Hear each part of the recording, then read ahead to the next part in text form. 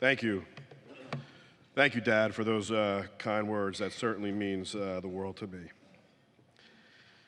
Excuse me for not wearing a jacket today. While I speak, you know, the Hall of Famer Jerry Rice said, in order for him to be productive on the field, he had to feel comfortable. And I feel the same way today. Before I get going today, I just want to wish a very special happy birthday to a longtime friend from a strong ILA family. Happy birthday to Michael Baker.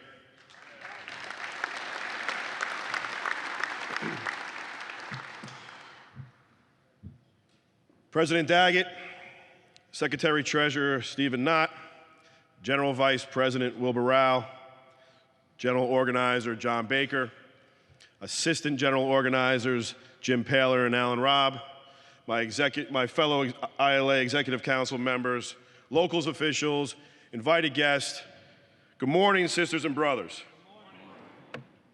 It is an honor to be able to address this 55th Quadrennial Convention and to be blessed to be here with our ILA family and friends.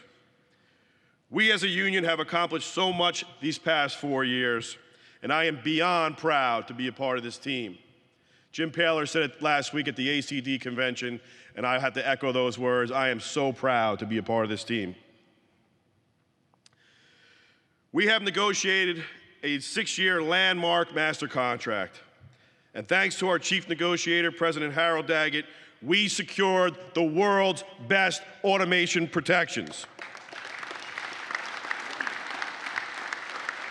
I know we said this a lot yesterday, but this needs to be said, because Dad, I have been so fortunate to be your right hand these past 4 years, and I had the best seat in the House.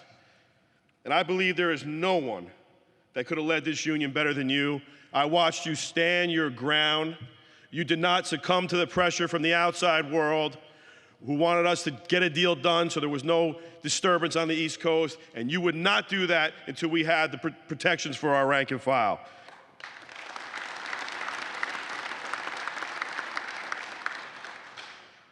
You know, preparing for this speech was a lot harder than you may think. And you might ask yourselves why. You know, after the past 4 years, we had a lot of successes during this term. We've settled numerous outstanding jurisdictional disputes. We negotiated the master contract, and by now you all know the gains that were made there. We have organized more in these past 4 years than the last 20. And I want to take this time to thank our organizing team, led by our general organizer, John Baker, our 2 assistant general organizers, Jim Paler and Alan Robb, all of our vice presidents, all of our locals, and all of our members who participated in our campaigns and that we were successful in. Thank you very much. We expanded our work jurisdiction in Canada. We negotiated the first collective bargaining agreement in Melford. Thanks to Mike Vignerone and the ACD, with the assistance of the International, especially Jim Paler, we defeated efforts to establish an automated terminal in Sydney. We were instrumental in the expansion of the Port of Williamton, Delaware. We negotiated work preservation agreements with our chassis providers to preserve our historical work jurisdiction when everyone said it was impossible. We continue to be the leaders in the civil, women, and human rights movements in our communities and our country. If you look at the NAACP, the A. Philip Randolph, the CPTU, the ILA plays a prominent role in all of those organizations, and that's something that you should be proud of. We settled a long-time deck and dock dispute in Charleston, and where's my buddy Lance? They said we couldn't do it. They said you couldn't do it, and we made it happen.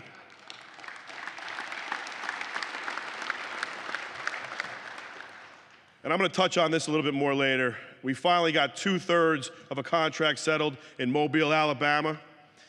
I'm going to touch on this later with APM, but you guys did it, and thank you so much for allowing me to be part of that. Now, having said all that, I was still looking for something to draw inspiration from.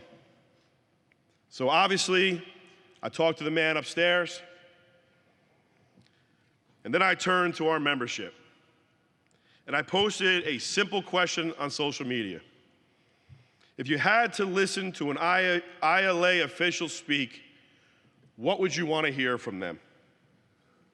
Between text messages, private messages, comments on posts, phone call, I was overwhelmed and thrilled by the response. 90% of our membership who commented wanted to hear about our rich history and where we will be in the future. So I'm going to do my best to comply with their request and highlight some important moments in the ILA's history and share my thoughts and concerns about our future. Now, I really want to highlight a moment in time in the ILA's history because I firmly believe, that every single member of the ILA should know about this time. It was the battle between the IBL, the International Brotherhood of Longshoremen, and the ILA. But before I get there, I think it makes sense for me to highlight some moments in the beginning of our history, and I'll explain why. And I usually don't like to read my speeches, but I think in this case, I want to make sure that you all get the facts. First and foremost, why were we named longshoremen and not dock workers? Our ILA recognizes it's founded in 1892, but U.S. dock workers were organizing well before that year. From colonial times, when crews arriving ships would call out for men along the shore to come and load their vessels. The calls for men along the shore morphed into longshoremen, given our occupation a name we are still using today. Longshoremen began to organize in 1864 with the first modern longshore union, the Longshoremen Unions Protective Association, otherwise known as LUPA, was first formed in the Port of New York. Our ILA traces its origins to the Great Lakes, where in 1877, the Association of Lumber Handlers was formed. In 1892, our founding year, 11 ports met in Detroit, Michigan, and adopted its first bylaws, and the National Longshoremen Association was born, the NLA. Joining the American Federation of Labor in 1895 and admitting Canadian longshoremen into the fold also brought a permanent name change for our union, as you all know, the International Longshoremen Association. Beginning with Dan Keefe, our first ILA president, he worked on the waterfront and crewed tugboats on the Great Lakes. The Great Lakes ports provided the bulk of the ILA's 50,000 members. Within its first decades, the NLA and later the ILA doubled its workforce and membership to over 100,000 members. The ILA was becoming a force on the waterfront, but not without its battles. Now, I want you to listen to this. This is why I wanted to bring the beginning of our time up. Between 1881 and 1905, it was a 24-year period. There were more than 30,000 strikes. That means there was more than 1,000 strikes per year in a 24-year period. A combination of the 1914 absorption of LUPA into the ILA, which prompted the creation of the ILA New York District Council, and the shipment of wartime cargo in the First World War saw the strength of the ILA grow on the Atlantic coast. T.V. O'Connor was now ILA president, and it is the same year our future president, Teddy Gleason, would begin work on the New York waterfront in 1916. The union was organizing longshoremen coastwide, and the ILA scored a major victory at the bargaining table. Shippers no longer had the option of diverting freight from striking ports along the Atlantic coast. Joseph P. Ryan, a man who would serve a record 25 years as ILA president, took over leadership 2 years before the American Great Depression. The ILA would be tested greatly during Ryan's administration, first by the West Coast longshoremen who would leave the ILA in the early 1930s and form the ILWU. And later, by the creation of the AFL-CIO, and Liz, where's Liz? Don't get offended by this, it's way before our time. You're a dear friend and you're so great to us. And later, by the creation of the AFL-CIO-backed International Brotherhood of Longshoremen, the IBL. When you understand the battles the ILA engaged in to suppress the IBL, you'll really appreciate how our union survived and thrived. And it happened in large part because of a man who would be a mentor to my father and the 6th international president of our union, Teddy Gleason.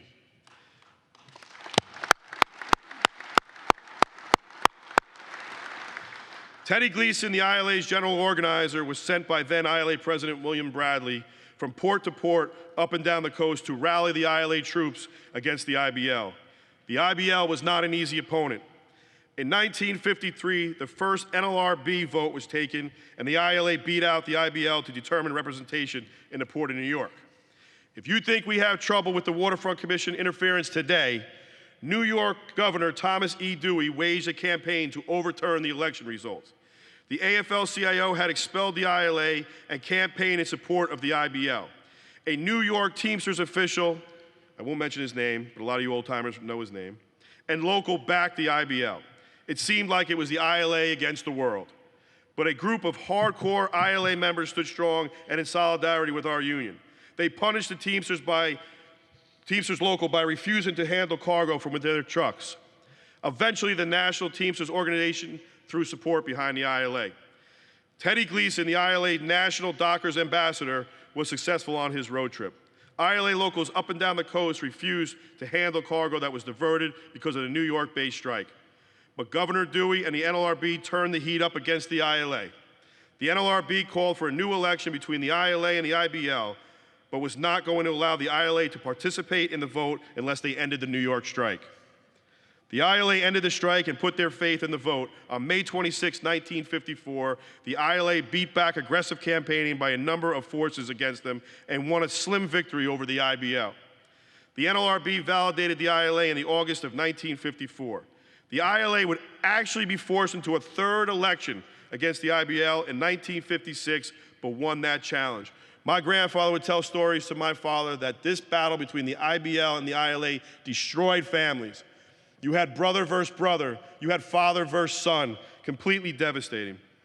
Thanks to Teddy Gleason and the solidarity of our ILA membership, the union was again respected and revered and welcomed back into the AFL-CIO in 1959. Teddy would be rewarded for his efforts in saving the ILA with his election as international president in 1963. Through long strikes, tough battles, Teddy Gleason proved to be a genius. First, with negotiating guaranteed annual income benefits for ILA members to buffer the impact of containerization. And then creating Container Royalty Fund, which today, almost 60 years since Teddy Gleason first took office, remains the lifeblood for our ILA and our members. I bring this up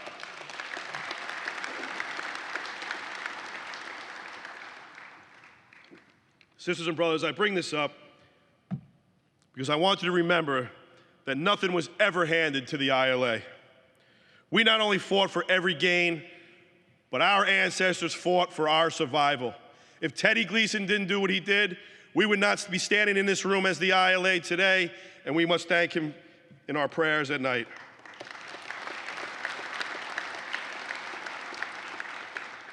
I'm going to switch gears a minute, talk a little bit about the future, some concerns. I can't stress this enough. I talked about this last year at the South Atlantic and Gulf Coast District Convention.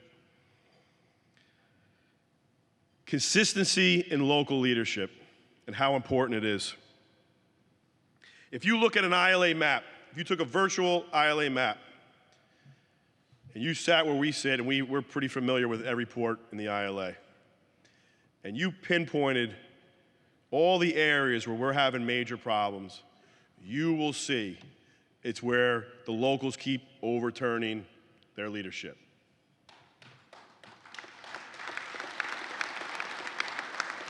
Management will say publicly they don't like it, but it's a lie. I've had off-the-record conversations with people in management, and they just say, you know, we don't like the person, we'll ride the 3 years out, we'll see who the next person is, and if we can deal with them, we will. If not, that is a disservice, and that negatively impacts our rank and file. Our rank and file needs to be educated that we need to have consistency in local leadership. It takes years. Thank you. It takes years to learn these jobs. You don't learn them overnight. It's not a popularity contest. We need to find out who our leaders are, stick with them. When I go into a meeting in my port, I'm involved in my local, they're not intimidated by me, but they know that they have 1,700 mechanics in the Port of New York that stand shoulder to shoulder with me. So they know that they have to deal with all 1,700 of us. And we must educate our membership that this is not a joke. This is our livelihoods. It's not a popularity contest.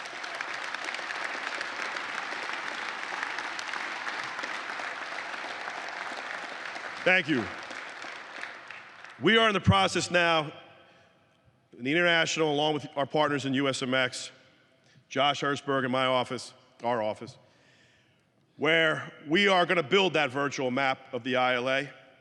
And I find when I go into ports as the co-chair of the jurisdiction committee, and we're in there, all of a sudden we hear of a different concession was made, a different rule that we never heard of. What we're doing, we're going to put everything together. So if there's a problem at a particular port, if we hit that port, we are going to get all the information in that port, whether it's the roster of the membership, whether it's who's the officers in the local, what are the contracts, the supplemental contracts that you have in that port. We are going to have all that data so that can help us. It's be very useful for us as leaders, and it will also put all of us in a better position to negotiate in 2024.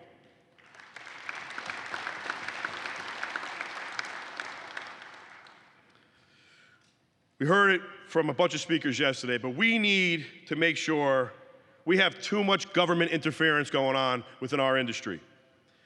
We need to make sure that we hold our lawmakers accountable. We have anti-longshore legislation right now sitting in DC. And Ingo and Lisa do a great job making sure that that legislation remains dormant. But we have to make sure that our so-called friends in government make sure that they support us and they defeat these bills when they're put on the floor. We have states who think that they have the power to legislate laws in federal waterways. We have an issue right now in Houston where the state legislature and the governor signed a bill that is restricting large vessels, supersized vessels, from coming into the channels in Houston. Alan and I and a few others, along with USMX, we went to DC. Nobody wants to be held accountable. They all want to pass the buck. We have to keep their feet to the fire. We're sitting with the Coast Guard. We're sitting with the FMC.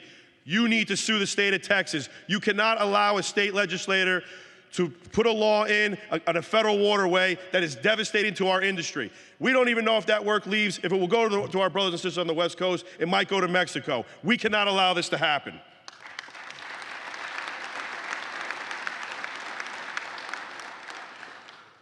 We have the state of New Jersey and our economy, being that our port is now ranked as the second largest port in the country. Our economy is being held hostage by another state and a so-called regulatory agency. How is that not extortion? If we were to shut a port down, the government would write and say it's extortion, we're trying to extort the employers, but meanwhile they can do it and get away with it. We cannot stand for it. And I want to tell all the officials in the Port of New York, I want to go back and tell your membership this. Until they close the coffin on my casket, I will not stop until that regulatory agency is gone.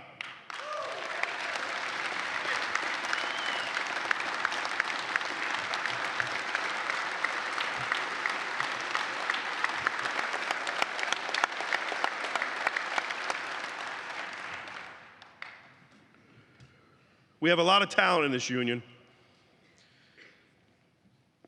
We have to make it known that any politician or group of legislators that is not a friend of the working class, we must put them on notice.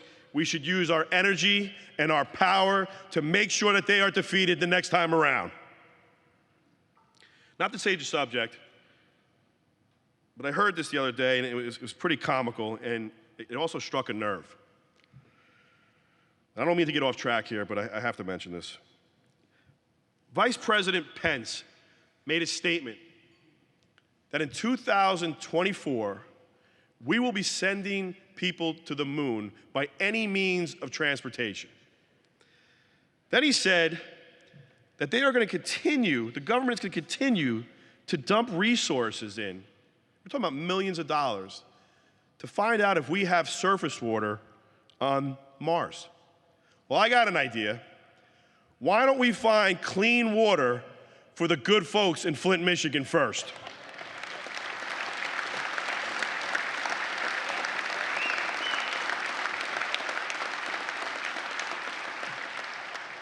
And I don't want to get political, but whether you believe in climate change or not, and we hear the debates from all the so-called professionals, I think we can all agree that we are not, as humanity, treating this earth right.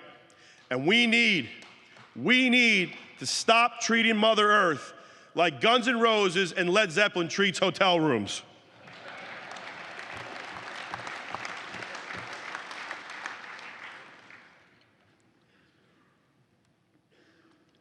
Excuse me. Right to work. Very, very passionate about this.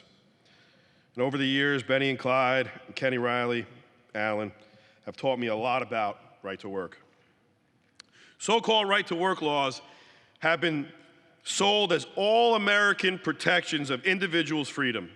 But in fact, they are dangerous confusion restrictions on Americans' basic rights on the job. These statutes empower employers by undermining workers' rights to organize and roll back gains, better wages, working conditions, and hours that were fought so hard for over a century that unions secured. Right to work, make no mistake about it, right to work is a strategy by our enemies to destroy us slowly over time. And here's the danger of right to work. I believe, and a very, very wise man who happens to be sitting in front of me taught me this. Anyone that's in our ranks who uses right to work as leverage because they are dissatisfied with a local decision, with a district's decision, or the international's decision, must be considered an enemy of labor.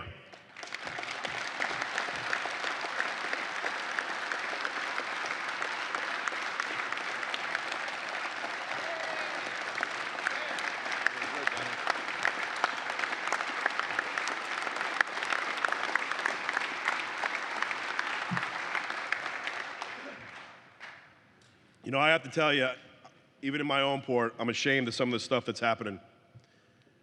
We have local membership that is looking for rebates from their dues or cuts, reduction on their dues.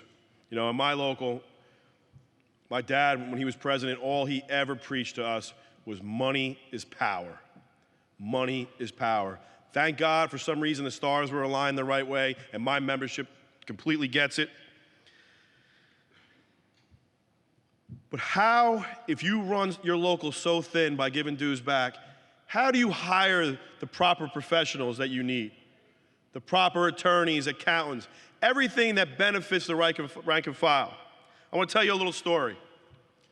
In our local, I've been a business agent since 2000.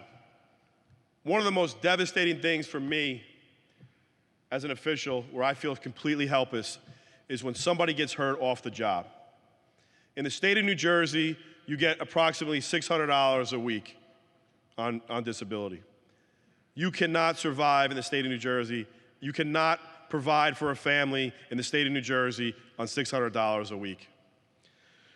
So for 10 years now, we have been working with insurance carriers to try to provide some kind of benefit for our rank and file. And we sat with all the major carriers, and they tell you everything you want to hear, and then they go back to their office, and their supervisor plugs in the Longshore code, and they call you back and they say, oh, I'm so sorry, your industry is way too dangerous. We have to back off. We can't do anything about it. It took us 10 years. We didn't stop. And we finally met Life, and they came through. And we provide a benefit for every member of my local. After 60 days you're out, you get an additional $2,000 a month. Now between state disability and the $2,000 they receive from the local, they can at least barely make it. But we could never provide that benefit if we didn't have that war chest in our local that we've built from when he started it over time. And this is the stuff that we have to educate our membership, because this greed and this selfishness is going to destroy this organization, and we cannot allow it to happen as leaders.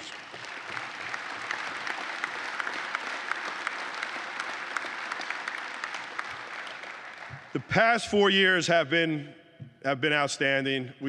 I believe we have one of the best teams in the history of the ILA. And we set goals. We wanted to settle the outstanding jurisdictional disputes, and we got the majority of them done. We wanted to negotiate one of the best contracts that this world has ever seen, and I believe we delivered on that. But these next 4 years, if I'm fortunate enough to be elected on Thursday, I want to go into the areas, to the ports, where we are not respected, and I want to help bring the respect back to the ILA.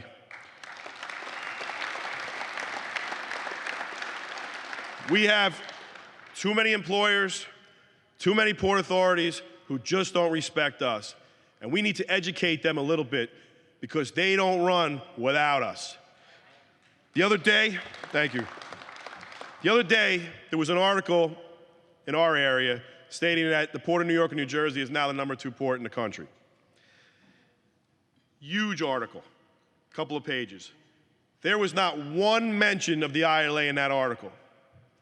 I don't care about the officers. I'm talking about the men and women on the piers who do the actual work. Not one mention of them. But you want to know what?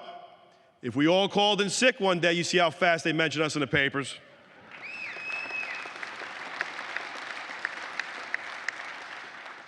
On the topic of respect, I think as leaders of this union, we have a moral obligation to provide a safe workplace for all our members, especially our women.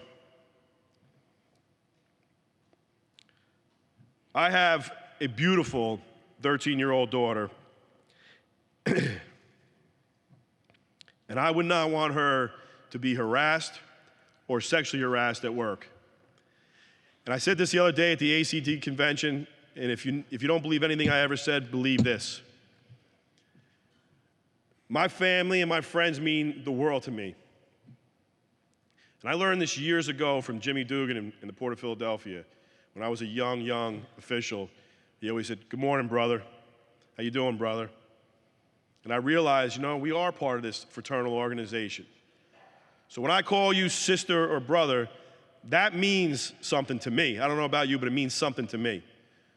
So we should not allow our women to be harassed on the job site. We must provide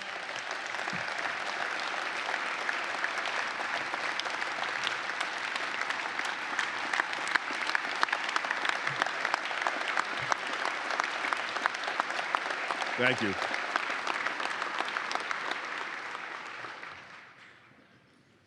Those days of just looking the other way, that's not what a leader does. Speak up. Show the women of the ILA how proud we are of them. I said it the other day. My dear friend Linda Wilkins, 1233, executive board member, gang boss. Betty Hooker, 1233, executive board member, gang boss. 1963 in Virginia, Shakita Green, president, maybe the first female president of our union. I mean, we should be really proud of that.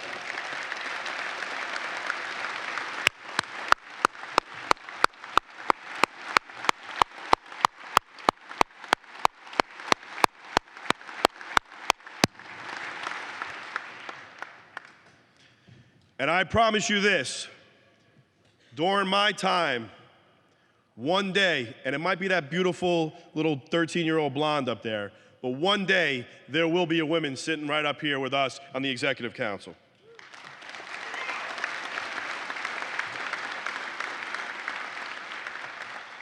I think it's time that we talk about leadership training in our locals. I noticed that there's some locals that have a hard time understanding the difference between a union hall and a hiring hall. You cannot enforce a contract in a union hall. Our bylaws, our local bylaws, and our ILA Constitution governs that. That is our house of labor. Management's got nothing to do with that. Do not enforce our contract in our union halls. The hiring hall is a separate entity. Keep that in mind. We need more training for our leaders. It's not putting anybody down. Like I said earlier, it takes years to learn this job. You have to learn ERISA laws, There's so much that you have to learn strategies and collective bargaining. You just don't walk in. See, people think when you become the president of local, when you don't just get handed the gavel, you get handed a magic wand. That doesn't happen. You don't just come in, I'm the president now, this is what happens. Too many guys stand on their soapbox acting like that happens, and it doesn't.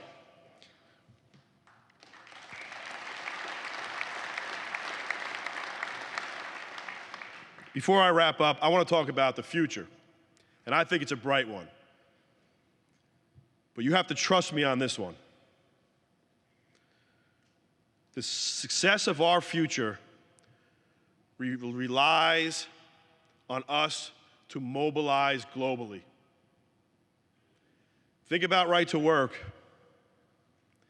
I don't know if you heard me in the video, but what's amazing about our industry and what's amazing about the dock worker movement globally, if I took you, slipped you an Ambien, put a blindfold around you, and dropped you right in the middle of the port of Barcelona, pulled the blindfold when you woke up, you would know you're not in your home port, but you would think you're in another port on the eastern Gulf Coast.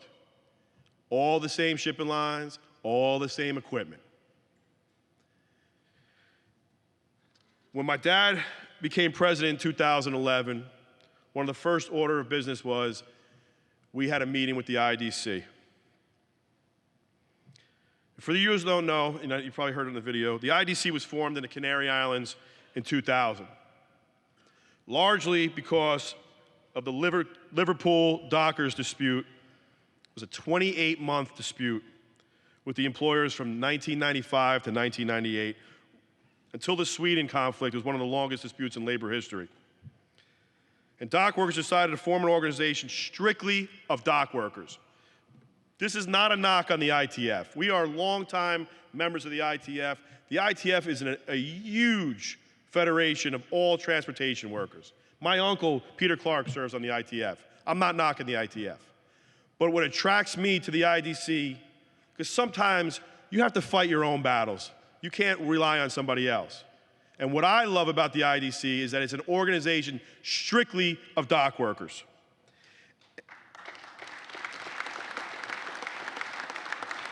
And when they formed the IDC, they made certain that dock workers' rights would never be ignored again. So in 2011, and a lot of you heard this story already, we met with the leaders. It's kind of a funny story because my dad was saying to Kenny Riley and I, he said, do not make any commitments, do not say anything, we're gonna meet, we're gonna hear them out.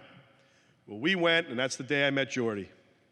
We met with Antoline, he was the general coordinator at the time, and we had an amazing discussion, all about longshore work. And my dad turned around the table and he said, we're members. I looked at Kenny Riley and said, I guess that went out the window. But I'm so glad he did, because it's one of the best things we did as an organization. Jordy and Kenny, I want to thank you for bringing Jordy into my life. This guy, I call him superhuman. I thought Kenny, myself, Alan, were some of the hardest workers I ever met. This guy is superhuman. He'll work a double shift in Barcelona, go right to the airport, jump on a plane, go to Buenos Aires for the day, fly back, go right to the port, and go to work. I'm pretty damn good, but I can't do that. The passion that he has for our movement, his sincerity, his honesty, I told my local, it's the craziest thing. You have this kid that was born and raised in Sparta, New Jersey, and a young guy that was born and raised in Barcelona, and how, because of our movement, we came together, and we are best of friends. Jordy, I love you very much.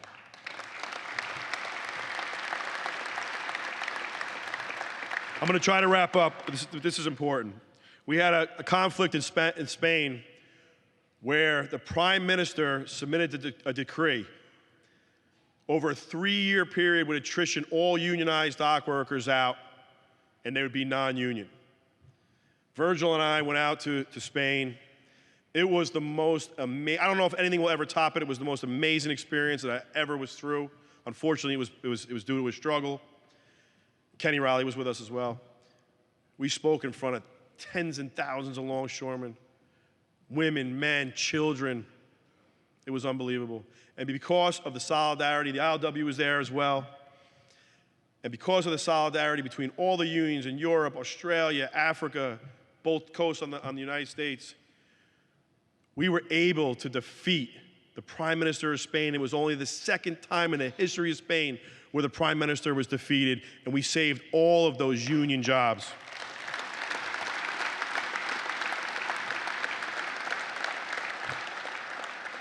In Sweden, you saw in the video, I mean, Virgil and I and Kenny went out there, 4 years of off and on strikes and lockouts.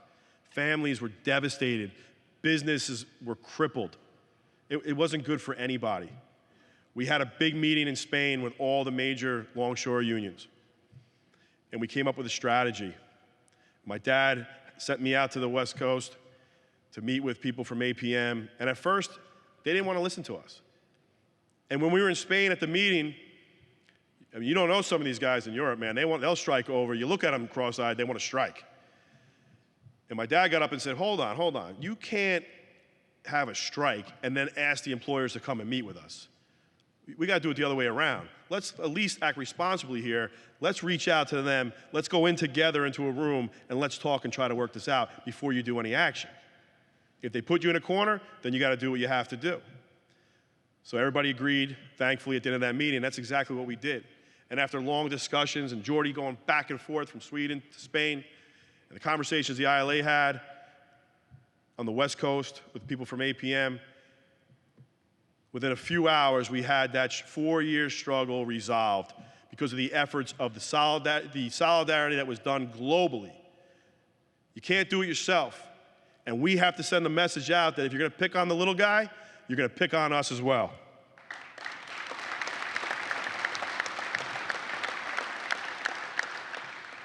We showed the world that we could protect our membership from the devastation of automation. The IDC has now adopted our way of thinking. Again, we must hold our lawmakers accountable. We read every day what's going on at Pier 400 in the West Coast. And it's shameful what APM is doing. Oh, let me just say this. Let me go back, because I forgot something. I'm going to regret saying this. You know, management, and a lot of you are my friends. I know you have this unwritten rule, you can't clap when we say certain things. But if you really are our partners in progress, when we talk about right to work, you should support us on that. That's the one time you should get up and you should clap for us.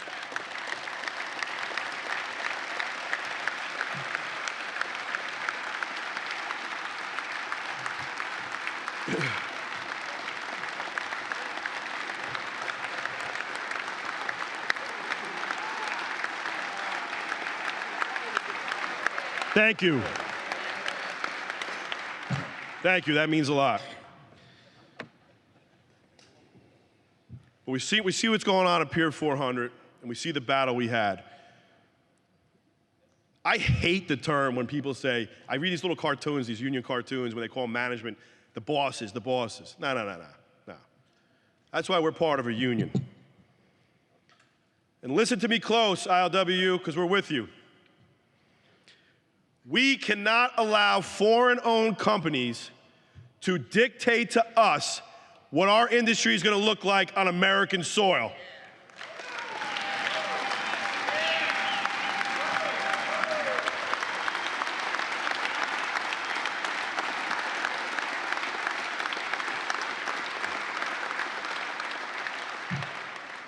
And we want the MUA in Australia to know that we have their back as well. And in the words of my hero in the modern day labor movement, Terry O'Sullivan, if it's a fight they want, it's a war they're gonna get.